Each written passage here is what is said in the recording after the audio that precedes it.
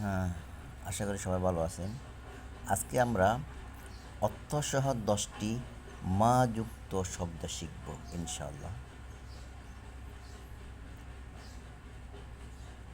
ফিমা অর্থ যে বিষয়, অ্যাবাউট।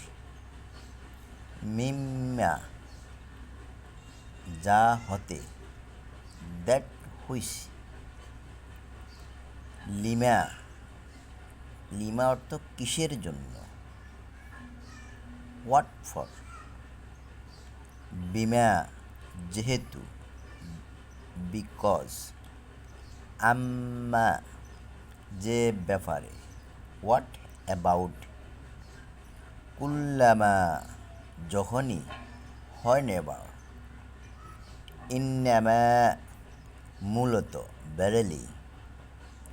আন্নামা যে, এর ইংলিশ হলো দ্যাট। ইম্মা তো হলো যদি, ইংলিশ হলো ইফ।